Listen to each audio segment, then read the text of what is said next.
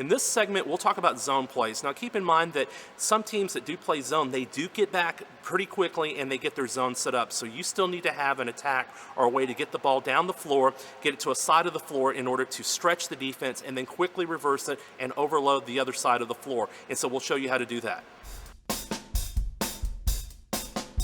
Now, sometimes when you're running your transition and you see a team that utilizes a zone defense, one of the things that you really want to emphasize to your team is to beat the zone before it gets down the floor. Obviously, use your fast break attack before the defense is set. Now, if the defense is set, you want to have an attack that you will be able to utilize that will take advantage of the zone. And one of the things that you can do is get the ball to one side of the floor, quickly reverse it to the other side of the floor, and have an overload situation.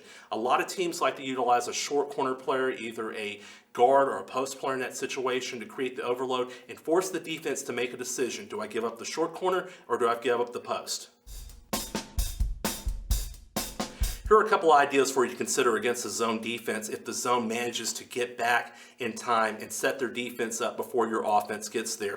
First thing we're going to do is we're just going to reverse the ball here from 1 to 4, and on that pass, 1 is going to cut to the opposite side of the floor to this area here in the corner. Now, 4 is going to immediately take the ball and dribble it towards 2 for a quick little dribble handoff. So 4 comes at 2, 2 is going to come around and receive the handoff, and now 2 is going to drive the ball back into the middle of the floor.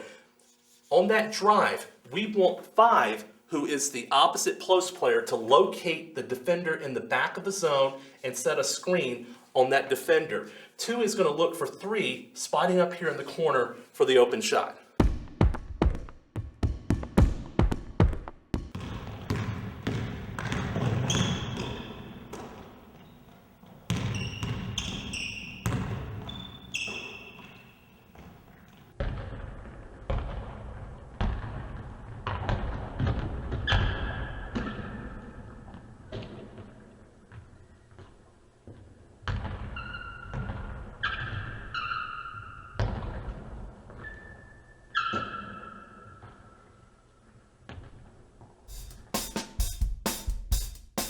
Now, as 2 is dribbled into the middle of the floor and we try to attack the back of the zone here with 5 and 3, at the same time, we want 4, after setting that little dribble handoff with 2, to come in and look for the top defender in the zone and set a screen. Now, when that happens, we want 1 to basically step up here to the wing area. 2 can kick it right back here to 1 for an open three-point shot.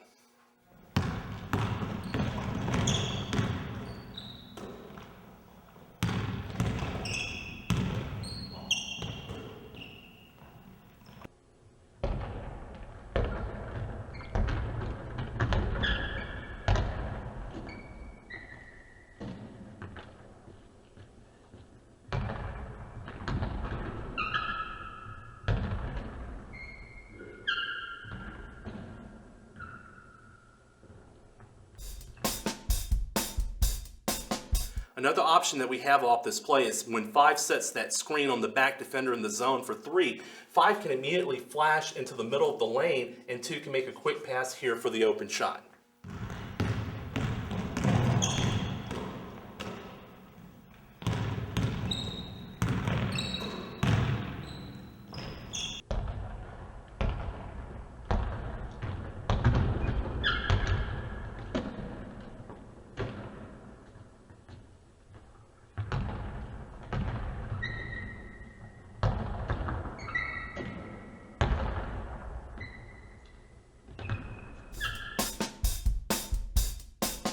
Now, on this play, we're going to try to set up an overload situation on the opposite side of the floor. So 1's going to make the reversal pass here to 4. 5's going to begin to follow the ball. We're going to reverse it here to 2. 5 continues to follow. Now, 1, after passing, is going to cut to the opposite side of the floor into this area here between the free throw lane and the three-point line called the short corner area. So our first option on this play is for 2 to look down here to 1 in the short corner, and then 1 immediately looks for 5 posting up.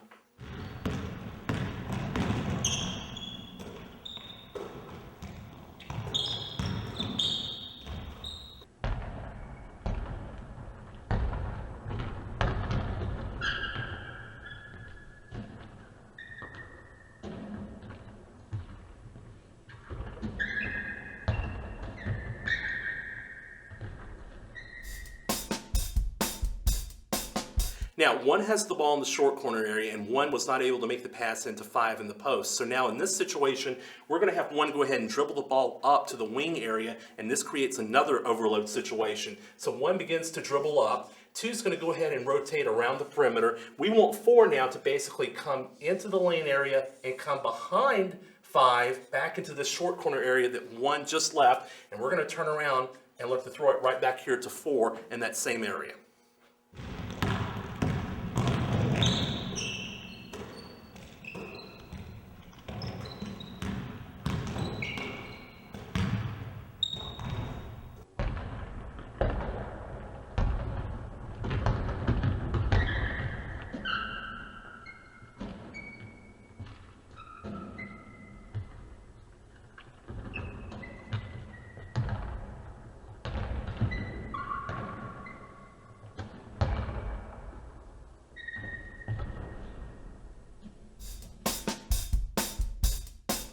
Now, we've put the ball into the short corner. 4 now has it. 4 begins to look at the basket. If 5's not open, 4 can take a short dribble into the lane, and now 3 is going to basically go down into the baseline drift area. 4 will throw it across the lane to 3, who has an open 3-point shot attempt.